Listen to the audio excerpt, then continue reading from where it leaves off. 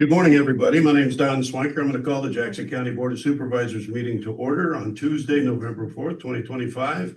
To my left, I have Mike Steinitz. To my right, I have Nen Flegel. I have Bjorn from IT, Lisa from the auditor's office, Luann in the back, and Brittany from the press. And good morning on election day. Don't forget to vote. First up, we have visitors and citizens. Is there anybody here that would like to address the board today? Yes. George, come on up. Can I hand you a document? Sure. State your name. George Doherty. I'm here representing the Pioneer Cemetery Commission. So, spoke to you earlier in September and we talked about this is Sweezy Cemetery, utility pole move. So originally they talked about putting the utility pole on cemetery property. That plan has changed. The utility pole now they want to move across the lane and stay on the farmer's property. It's James and Sue Mayberry. Okay. So that's a better option for us.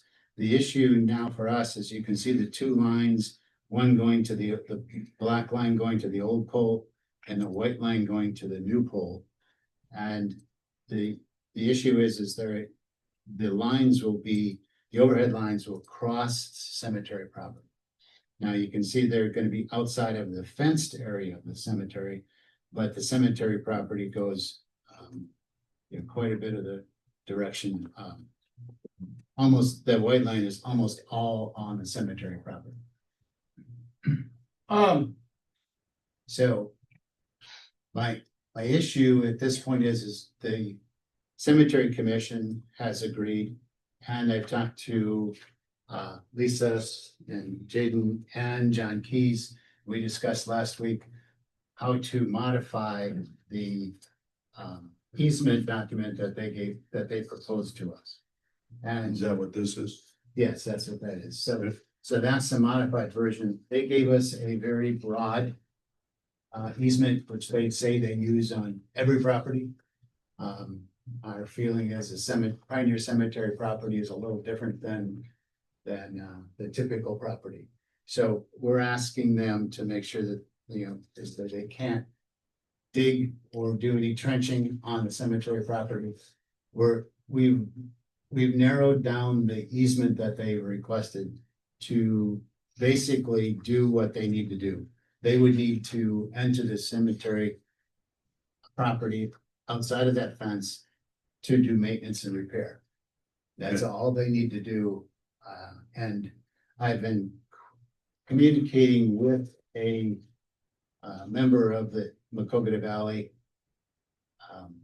Electric Cooperative, and he's pretty much agreed that no, they don't intend to do all the things that they wanted in their easement. This is all they need to. So we've basically written an easement for them to say, this is everything you need to have. You said you need to have, but you don't need to, because their easement said they could put equipment and property on our cemetery. We're saying no. Good. So, And this would clean up any easement that's there before because their lines crossing? no one can find a previous easement. So they've been, obviously it's been on the cemetery property. And so, that without the easement, it kind of gives them carte blanche to do whatever they want to do. Okay. So we want to have the easement. The owner of the shed property in the back corner has been notified. He's agreed to the change. He's okay with that. Yeah, He's okay. documentation of that. Macocata Valley guy said that yes, that they've talked Well, with. I can hear somebody say yes, but I need to see it on paper or a paper trail or something. I have an email that says that, Mike. Okay. Okay. So in fact, that gentleman contacted me to ask me why we were moving the pole, and I said, it's not up to me. He said, you need to talk to Macocata Valley because they're trying to get a hold of you.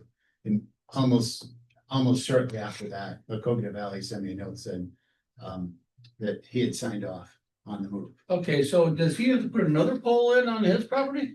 No. So they're gonna put the meters both on that same pole?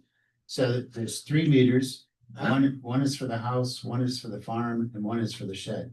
So they've agreed that the meter for the shed is gonna be moved to his property. To Mayberry's property. No, No, to the shed property. Okay. Oh, the meter is gonna get moved. The move, all three meters are gonna be moved. Two will stay on go the with, pole two will go with the pole, and one will go to and the one shed. go just across the fence onto that. Shed Well, property. that makes more sense. Well, and then that way he has control. It's his meter, it's on his property. Mhm. So like I say, my contention was as long as he signed up on the move, I'm sure he's okay with the pole placement. Yes, yes, everybody seems to be okay with it, and in fact, Macocata Valley is waiting. The only thing I think is holding them up is this easement. Yeah. From Unfortunately, we can't act on it today, but we can put it on next week's schedule. And Jaden and John, the county engineer and the county attorney, they're both good with the way it reads and everything. I didn't send a new version to Lisa and to Jaden, but I can. I sent it back to John. John and I have been communicating, and I made a few John made a couple modifications. Yeah. Distinguishing that it is a cemetery, Okay. and I would say just get it to Jaden. Usually you bring easements to us anyway, don't you? Or who usually bring ones like this? Yeah, I'd have to talk with John on that to see who does the Pioneer Commission, are they? Trying to recall from those discussions, they are a governing body, are they not? So is it I just have to get with John to see how he wanted that Who process. has the to go. authority? Like who approves first, well, but we can bring it forward next week. obviously you have the authority and we act based on your authority. Right. So the way I set it up is that you would sign it and then I would sign it as chair of the commission. And they originally had it set up as, Sweezy Cemetery trustees, but that's been gone for 100 years probably. Well, I would say just get with Jaden to make sure everything's good and then. Yep. I mean, I think that was our concern the last Yeah. time, is that all the property, everybody concerned was involved. Yes. Yeah. So everybody knew. What was going on. Versus this I guy like the coming up to idea, us. I like the idea, he having his own meter on his own property. I like that idea a whole lot better than, hey, I'm going on your ground to So read my just- meter. Validate the email and make sure it all, and we can bring it next week. Cool. Yep. Is that all for you today, George? That's it. Thanks. Okay. Anybody else that want to join or ask questions of the board, comments, concerns? Just us online, nobody else here. So then we'll ask Jaden and George to swap positions. Thank you, sir. Thank you. George, have a good day. Thanks, George. Morning. First thing on our agenda is a utility and the right of way permit. It's for Amy Kurtenbach for an underground secondary service along 140th Avenue, Otter Creek Township, section 17. So we've had this instance before where a pole, Macocata Valley's pole is within the right of way, and for them to drop the service down from the pole to their property, there's a very small segment that's within the right of way. It's not like it has to cross the road or anything, but just from the pole to a few feet to the right of way. So, and as with the case, since it's a secondary service, Macocata Valley requires the property owner to apply for the permit. But again, we've actually done this recently too with off Mill Creek Road, Matt Chelsea Jones, same scenario. So I don't see any issues with this. I'll make a motion to approve. I would second. Got a motion by Nan, second by Mike to approve the utility and right of way permit for Amy Kurtenbach underground secondary on 140th Avenue, Otter Creek Township, section 17. Any other discussion? All those in favor say aye. Aye. Opposed? Motion carries. And last week we had the discussion with City Mile storm sewer repair. I've reached out to the city with an email to ask a handful of questions. What's their fund balance that they have available for the street repair? We found out what we do give them, what the county, I should say, gives the city as far as their FM extension payments, which totals to about $20,000 a year that they get reimbursed for, or I shouldn't say reimbursed, they get payment for. And they need to run it through their council as well, which their council meets tomorrow. But I guess from the information they received, they do have an available fund balance. Even my $30,000, that was just a pure cost estimate. Could be less, could be more. It's just purely an estimate.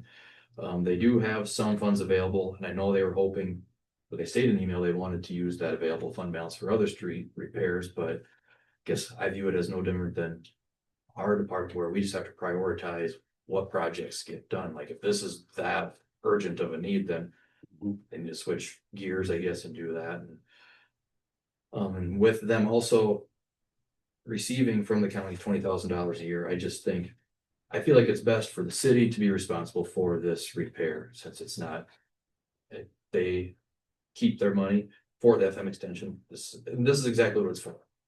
So did we have a conversation with Shonda to say that RTCP would be available, they could be used for that? I mean, so when I asked the city if that's something that, because it would, to me, it would be an applicable project to apply That's what for. I'm asking you. And the city clerk had responded that she would need council approval, obviously, when they do the projects for that, but short answer, yes, it is an applicable. I would project. guess they have several options. I would make a motion that the city be responsible for repair of the 500th Avenue storm sewer repair as presented.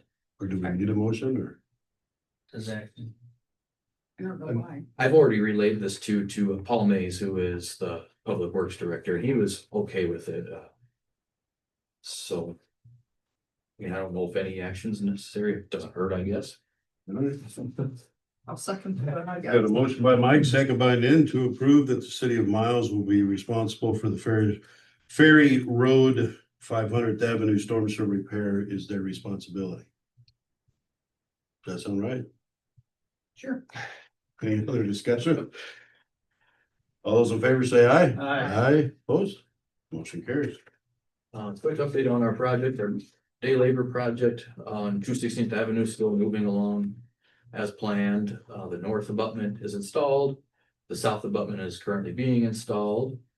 I don't know when they're gonna move over to our 24th Street Bridge. I assume they want to get all the beams, our superstructure set for the 216th Avenue before they start moving over, but either way, we're in the midst of that replacement, and then soon to fall, I'm gonna work with Dan as far as getting a schedule when Moorhead Bridge to get repaired. Okay, And then with that, we'll be probably into winter. I see a lot of action on the shoulders, if you will, bringing it back in on the Mhm. highways, and I hope that they're also out with the blades, because the washboards are pretty tough. Hopefully before winter, we can adjust them, a lot of them, or some of them anyway. Yeah, it's a balancing act to try to, because some of them, I mean, there were some pretty substantial edgements Yeah, along we got a little there. busher, but I hope that helps enough that they can cut some of them out of there, but. Yeah, because winter is fast approaching, unfortunately. Yeah. Good for the future, and near future here, but you know. Any other questions for Jane? Are there any more updates or? None that I have at this moment. All right, thank you very much. We appreciate it. Yep. Yeah. Miss Lisa, Good morning. Morning. I need a motion to approve the minutes of the October 28th board proceedings and work session as written by Auditor Smith and authorized publication in the official newspapers. I will make that motion. Second, got a motion by Nan, second by Mike to approve the minutes of the October 28th, 2025 board proceedings and work session as written by Auditor Smith and authorized publication in official newspapers. Any other discussion? All those in favor say aye. Aye. Opposed? Motion carries. I need a motion to approve and authorize the auditor's office to issue warrants in the publication of the claims listing in the amount of $222,210.75. approve. And second that. Got a motion by Mike, second by Nan to approve and authorize the auditor's office to issue warrants on the publication of the claims listing in the amount of $222,210.75. And there's about a $60,000 interest payment for the jail. There's about $40,000 in rock and a few other things. There's that we get. So most of it is just a couple of big expenses. Otherwise, it's kind of run of the mill. Any other discussion? All those in favor say aye. Opposed? Motion carries. I need a motion to accept, place on file, and authorize the chair and auditor signatures on the county recorder's report of fees collected for the month of October 2025 in the amount of $42,548.14. I'll make that motion. I would second. Got a motion by Nan, second by Mike to approve, accept, place on file and authorize chair and auditor signatures on the county recorder's report of fees collected for the month of October 2025 in the amount of $42,548.14. Any other discussion? All those in favor say aye. Opposed? Motion carries. Several weeks ago, I discussed with you an agreement that we needed to come up with between Together We Build and Jackson County for these payments. I have done so. I've created the agreement. I think I emailed that out to you last week. I did present it to County Attorney Keys. He did agree with it. So today I'm asking for a motion to approve and authorize chair signature on an agreement between Jackson County and Together We Build Inc. for fiscal years 26, 27, and 28, effective July 1st, 2025 through June 30th, 2028. I would move to approve. I'd second. Got a motion by Mike, second by Nan to approve the chair and auditor signatures on agreement between Jackson County and Together We Build Inc. for the fiscal years 26, 27, and 28, effective July 1st, 2025 through June 30th, 2028. Any other discussion? Basically, it just extends our commitment to, Three yeah. years. Yeah. 3 years for the commitment for the building maintenance repair. And I did email Will Cornelius to see if he would come in and sign that. Yeah. So I would anticipate that probably in the next claims period, today is claims period, obviously in 2 weeks we'll do claims. I would anticipate that payment to be in the claims. I thought we paid it already, the first one. So if you've committed to 4, we've paid 1 a year ago. This will be number 2 of 4. Any other discussion? All those in favor say aye. Opposed? Motion carries. That's all that I have for the board today. Thank you. Mhm. So what we'll be paying is the 26. Yeah. Fiscal year 26. Yes, Luann, you're front and center. between 25 and 26. Good morning. More, Good morning. All right, calendar for this week, at 9:15 or whatever we did with the meeting. We will have a work session with Jaden on sharing engineering services. Tomorrow on Wednesday, November 5th at 9 a.m. is an RTA meeting in Dubuque or by Zoom for all of you. There's also from 9 to 11, a PDI legislative roundtable in Monticello. It was exactly the same meeting that was last week in DeWitt. 4:30 tomorrow, Wednesdays are possible meeting at Innovate 120 for any of you. 6 o'clock is an E911 service board meeting for Mike. And at 7 p.m. is a 911 dispatch and funding meeting at Cocata City Hall for all of you. Thursday, November 6th from 8 to 4:30 is the Domestic Violence Conference in Dubuque for any of you that want to attend that. At 4:30 is the Carroll's Village Gardens walkthrough in Davenport for any of you. And at 5:30 is the HACAP special meeting, either in Hiawatha or via Zoom for Mike. Monday, November 10th, 7:30 a.m. is an Early Childhood Iowa Executive Committee meeting by Zoom for NIN. Tuesday, November 11th, the courthouse will be closed in honor of Veterans Day. From 5 to 7 that night is the grade level reading open house at Together We Build for any of you that want to attend that. And our next regular meeting will be on Wednesday, November the 12th at 9 a.m. And that afternoon at 4 o'clock is the Veterans Affairs Commission meeting in the community room for any of you. And also I tentatively had down a Ports of Eastern Iowa meeting at 4 o'clock by Zoom for NIN. The only other is that business that is not official is I closed your packets copy of the letter that we send to the hospital to ask them to renew their tax asking for the next fiscal year to support the emergency medical services position. Okay. So this copy of that, and if that's okay, then I'll have to unsign that when we get done. Any do questions? you need a motion for that, or that's just order business? I think that's, you know, It's approved in the budget, so, Yeah, okay. right? I would second it. That's for the hospital Oh, asking. yeah. Yeah. Yes, All right, thank you very much. We appreciate it. thank you. Boards and commissions. We had the Water Management Authority, we had our semi-annual meeting last Wednesday or Tuesday. It was over Monticello, pretty informative. The Macoka River seems to be doing pretty good. The one thing that seems to be a high pollutant in there, and I'm trying to get the presentation that they used so I can send it to you guys is E. coli seems to be the only thing that's really of high levels in the Macoka River, and that's just depending on when they were sampling and things like that. So other than that, we're trying to figure out new goals for the next few years as to how to expand the WMA and where we go from here. And everything's pretty status quo. I would assume the E. coli is cattle waste or some sort of runoff. Throughout the watershed, it was interesting to note there are places where mostly it's hog, cattle, you know, things like that. But there was a couple of places where there was some human fecal material, not around us, particularly in Jackson County, but up the watershed.